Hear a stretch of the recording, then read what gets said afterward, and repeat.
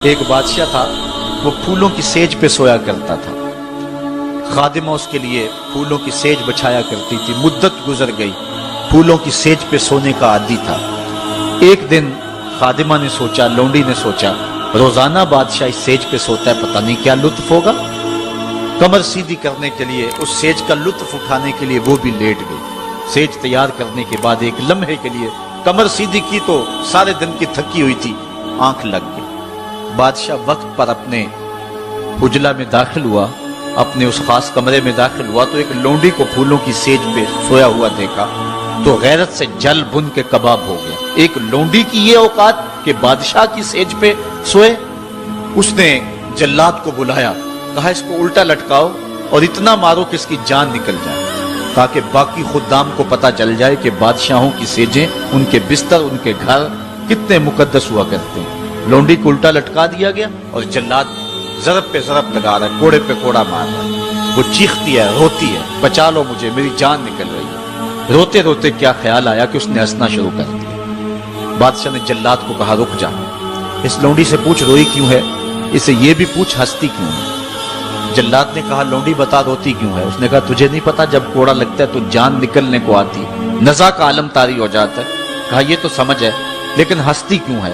کہا ہنسی مجھے اس بات سے آئی ہے کہ چند لمحوں کے لیے سوئی ہوں، اتنی تکلیف کاٹ رہی ہوں، سوچا جو عمر بھر ہو گئی سوتے ہوئے جس کو، اس کا کیا بنے گا۔ جس کی زندگی بیت گئی اس سیج پہ سوتے ہوئے، اس کا کیا بنے گا۔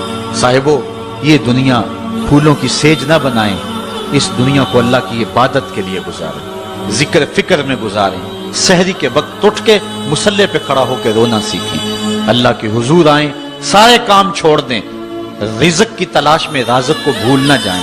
تم سمجھتے ہو دکان بند کر کے چلے گئے تو شاید میری آج کی سیل کم ہوگی۔ سیل دینے والا، رزق دینے والا، رزق کے دروازے کھولنے والا وہ رب ہے۔ جاؤ اس کے حضور جاؤ اور جا کے اس سے مانگو، مالک، رزق کا مالک بھی تو ہے، تیرے ہاتھ میں سارے خزانے ہیں، میری مدد فرما۔ دیکھنا کہ رحمتوں کے کس طرح دروازے کھلتے ہیں اور جو تمہیں ملتا ہے اس میں برکت کتنی ہوتی ہے۔ آج ہر بندہ یہ کہہ رہا ہے کہ میرے کاروبار میں برکت نہیں ہے، لاکھوں کماتا ہوں، پتہ نہیں چلتا جاتے کدھر ہیں۔ مسئلہ اصل ہے یہی کہ رزق میں بے برکتی آ گئی ہوئی ہے، اس لیے کہ ہماری پیشانی میں سجدے نہیں رہے، ہماری آنکھوں میں حیا نہیں رہا، ہمارے لبوں پہ قرآن کے نغمے نہیں رہے، ہماری سوچوں میں پاکیزگی نہیں رہی اور خیالوں میں طہارت نہیں رہی۔ آج غلاظت ہی غلاظت، گند ہی گند، اور جو ہے وہ شہوت ہی شہوت اور بے حیائی ہی بے حیائی آنکھوں میں، نظروں میں، خیالوں میں بھر دی گئی ہے۔ بازار میں چلے جائیں، گھر چلے جائیں، گھر کا دروازہ بند کر کے، مکفل کر کے بھی اگر آپ سمجھتے ہیں کہ میں محفوظ ہو گیا ہوں، آج تو وہاں بھی محفوظ نہیں رہا جاتا۔ عجیب صورتحال بنی ہوئی ہے۔ اپنے گھروں کو ان ساری شرارتوں سے پاک کرو اور اپنی نظروں کو پاکیزگی سکھاؤ، پھر دیکھنا کہ کس طرح برکتیں ہوتی ہیں اور کس طرح رحمتیں ہوتی ہیں۔ عبادت کے دو مفہوم حضرت امام رازی نے بیان فرمائے ہیں۔ آپ فرماتے ہیں التعظیم لامر اللہ، عبادت کا مفہوم یہ ہے کہ اللہ کے امور کا، اس کے حکم کی تعظیم کی جائے۔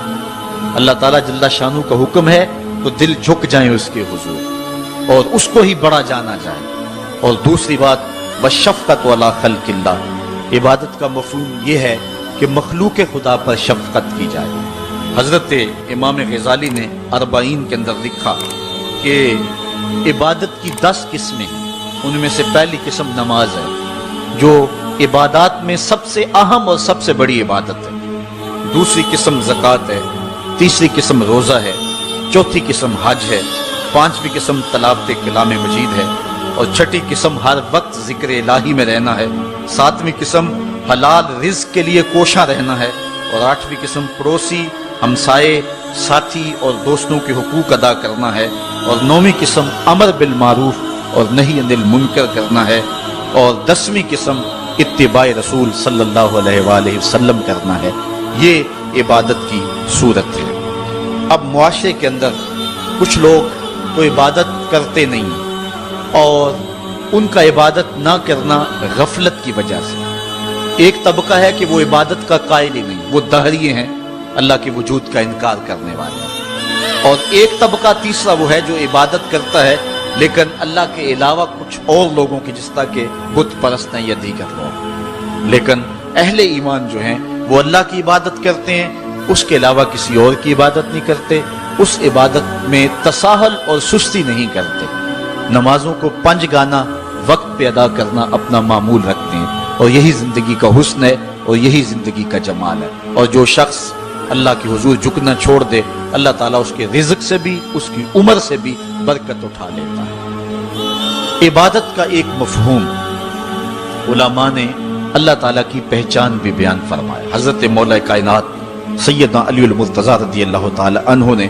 وما خلقت الجن والانس الا لیعبدون کا ترجمہ کیا ہے اے لیعرفونی، یعنی ہم نے جن و انس کو اس لیے پیدا کیا کہ وہ مجھے پہچان جائیں۔ اللہ تعالیٰ جل شانہ کی پہچان بندے کے اوپر جو ہے وہ ضروری ہے، اور جو شخص اس دنیا پہ رہ کے رب کی معرفت حاصل نہ کر سکا تو وہ قیامت کے دن بھی نابینا اٹھایا جائے گا۔ اللہ تعالیٰ جل شانہ نے یہ بات قرآن میں واضح طور پہ بیان فرمائی، من کان فی ہذہ اعمی فہو فی الآخرۃ اعمی واضل سبیلا، جو اس دنیا پر اندھا رہا کل قیامت کے دن بھی اندھا ہی اٹھایا جائے گا۔ اس سے ان آنکھوں کی جو ہے وہ بے نوری مراد نہیں ہے، وہ تو حدیث میں آتا ہے جو آنکھوں سے آزمایا گیا کل قیامت کے دن اس کو اللہ جزا دے گا۔ اس سے دل کی بے نوری مراد ہے۔ ساری زندگی گزار دی، کاروبار کا پتہ کیسے کرنا ہے، سیاست کا پورا پتہ ہے کیسے کرنی ہے، ایک ایک امر کا پتہ ہے، ہر چیز کا پتہ ہے، نہیں پتہ تو جس نے پیدا کیا ہے، جو ہمارا خالق ہے، جو ہمارا رازق ہے، جو ہمارا مالک ہے، ہم لمحہ لمحہ ایک ایک ساتھ ایک ایک گھڑی جس کے محتاج ہیں۔ شیخ سعدی فرماتے ہیں سانس اندر جائے تو پھر بھی اس کے محتاج ہے، اندر سے خیریت سے باہر آئے تو پھر بھی اس کے محتاج ہے، اگر اندر والا باہر نہ آئے تو پھر بھی موت، باہر والا اندر نہ جائے تو پھر بھی موت۔ تو ہم ایک سانس میں کئی بار اس کے محتاج ہیں اور لمحہ لمحہ اس کے محتاج ہیں، جو ہماری ہر ضرورت کی کفالت کرنے والا ہے، جو ہمارا خالق بھی ہے، رب بھی ہے، مالک بھی ہے اور ضروریات کا کفیل بھی ہے، اور اس کو ہم نہیں پہچانتے۔ باقی ہر دنیا کی چیز ہمیں آتی ہے، ہمیں ایک ایک چیز سے پتہ ہے، ہمیں اتنا بھی پتہ ہے کہ فلاں کرکٹر نے چوکے کتنے لگائے اور چھکے کتنے لگائے ہیں، اس نے فلاں میچ میں سینچریاں کتنی کی ہیں، ہمیں اتنی تفصیلات کا علم ہے، ایک ایک شخص کے بارے میں ہمیں پتہ ہے، لیکن نہیں پتہ تو اس کا نہیں پتہ جو ہماری شاہ رگ سے بھی نیڑے رہتا ہے، جو ہمارے دلوں کے قریب رہتا ہے، جس نے ہمیں زندگی کی بہاریں اور زندگی کا جمال دیا۔ آئیے اپنے رب کو پہچانیں، اور جو شخص اپنے رب کی معرفت حاصل نہیں کر سکا وہ قیامت کے دن بھی اندھا اٹھایا جائے گا۔ اللہ تعالیٰ جل شانہ نے محبوب علیہ الصلوۃ والسلام کے سینے پہ اترنے والی اس کتاب میں اس بات کو اعلانیہ طور پر واضح بیان فرمایا گیا۔ اسی لیے اقبال نے کہا تھا دل بینا بکر طلب خدا سے کہ آنکھ کا نور دل کا نور